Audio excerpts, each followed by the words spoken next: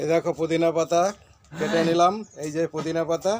আর বাকিগুলো পুদিনা পাতা যে কোথা থেকে নিই সেগুলো তো তোমাদের দেখাচ্ছি এরপরে। দেখো, দেখতে থাকো, সঙ্গে থাকো।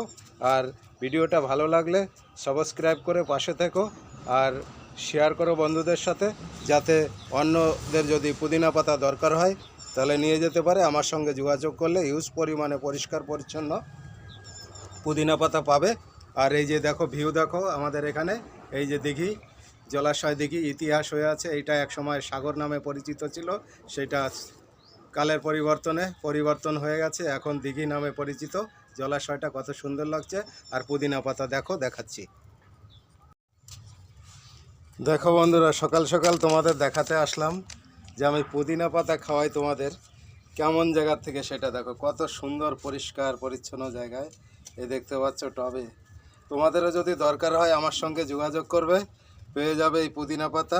পুদিনা পাতার উপকার যারা জানো তারা তো জানোই, যারা না জানে এখনও তাদের মানে তোমরা এই ভিডিও শেয়ার করো।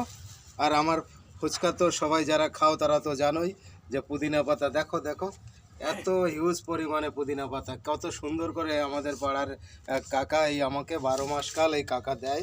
উনি অনেক পরিশ্রম করে, সুন্দর গাছ বানায় আর আমাকেও দেয়, পরিষেবা দেয়। মাঝখানে একটু ডিস্টার্বের জন্য কাকা আমাকে পাতা দিতে পারেনি, আমারই দোষ ছিল। তার জন্য দেখো কত সুন্দর, এত সুন্দরভাবে দেখো তোমাদের দেখাচ্ছি।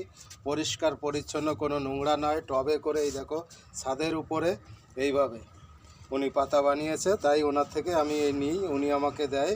আর তোমাদেরও যদি লাগে যে কোনো অনুষ্ঠানে যে কোনো খাবারের সঙ্গে খাওয়ার জন্য, আর পুদিনা পাতার উপকার তো তোমরা অনেকেই জানো, তাহলে যোগাযোগ করবা, পাতা পেয়ে যাবা। হিউজ পরিমাণে পাতা, অ্যাভেলেবেল পাতা পাবে আমার দোকানে। নরেশের স্পেশাল ফুচকা, পাল্লা বাজার, চাঁদপাড়া রোডে এসে যোগাযোগ করো, পেয়ে যাবা।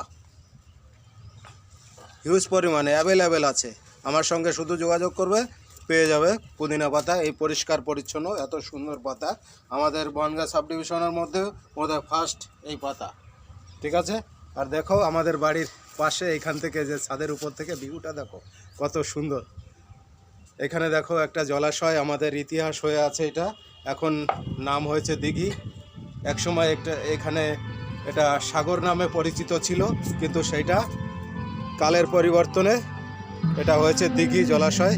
ওদিকে বাচ্চারা পিকনিক করছে, দেখো কত সুন্দর জলাশয় দেখতে পাচ্ছ। ভিডিও তৈরি করলাম, দেখো কত সুন্দর লাগছে। দেখো পরিবেশ দেখো, রোদ ঝলমল করছে আকাশ, পরিবেশ খুবই ভালো লাগছে।